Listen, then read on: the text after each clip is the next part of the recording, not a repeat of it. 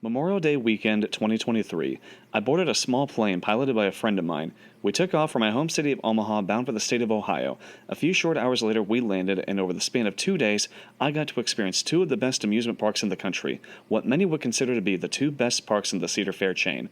One of them was Kings Island, which is near Cincinnati. Despite being an incredibly busy day, I managed to pick up all 13 major coaster credits at this park, and for not having a very long time to take it in, I walked away very impressed with this park. Welcome to Ejector Airitme, and these are my thoughts on Kings Island.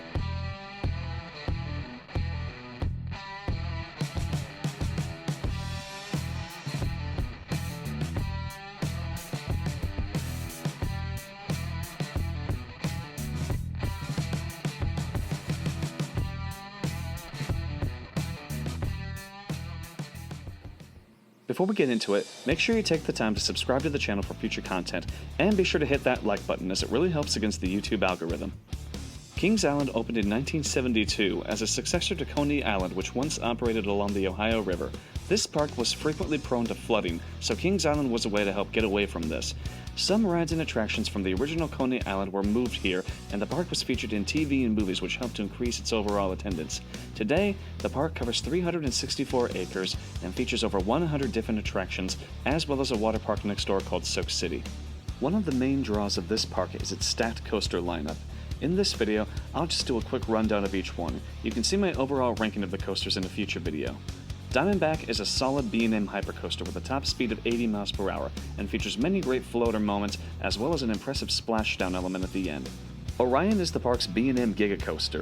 This one is pretty short when compared to some of the other Giga Coasters out there, but it does feature some decent floater airtime as well.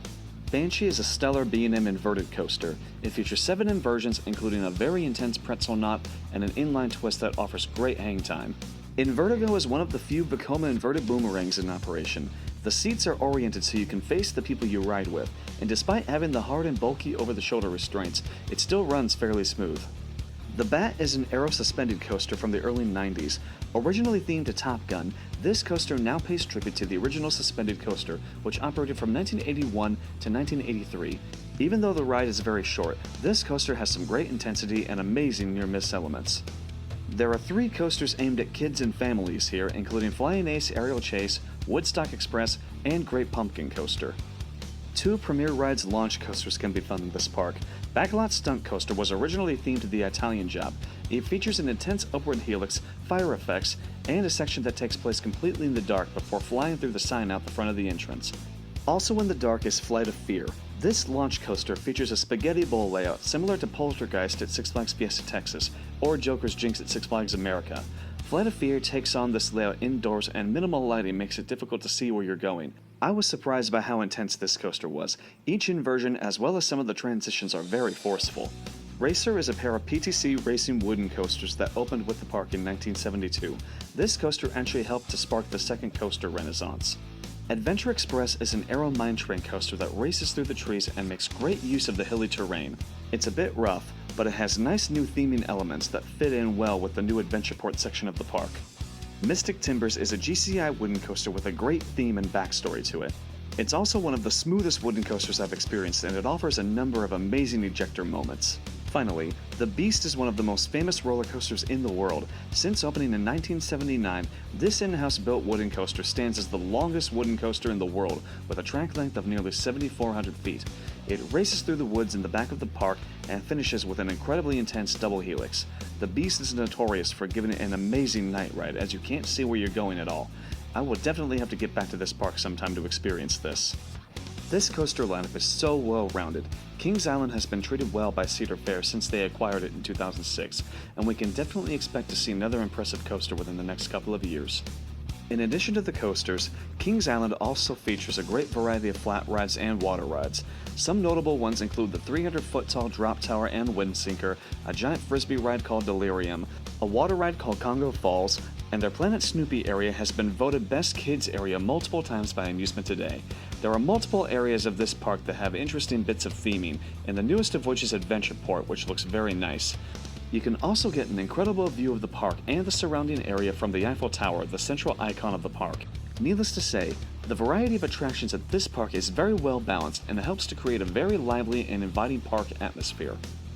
Kings Island is located not far from Cincinnati and is within a couple of hours from several other major parks including Holiday World and Kentucky Kingdom, as well as being a 4-hour drive from Cedar Point.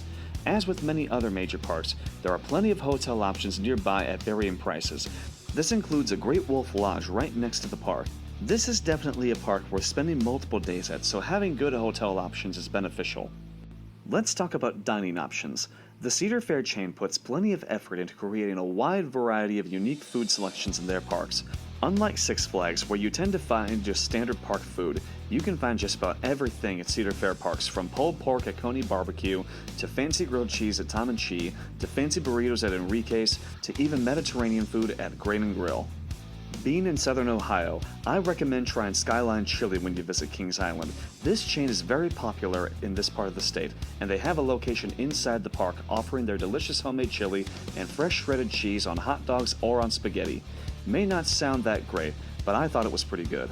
I forgot to try one of their most iconic sweet treats in this park and their blue soft serve ice cream, so I'll have to try that if I ever return to this park, but I've heard many people say it's pretty good. I also like how Cedar Fair offers dining plans and refillable drink cups. The all-day dining plan offers an entree and a side every 90-minute interval while you're in the park, and the premium dining plan adds the choice of a snack to that. If you're a season pass holder, you can even get an all-season dining plan. For drinks, there are plenty of places to get refills in the park. You can purchase an all-day wristband or a refillable cup for the park. Or for a few dollars extra, there's also an all-season cup that stays valid the entire operating season, not only at Kings Island, but at every other Cedar Fair park.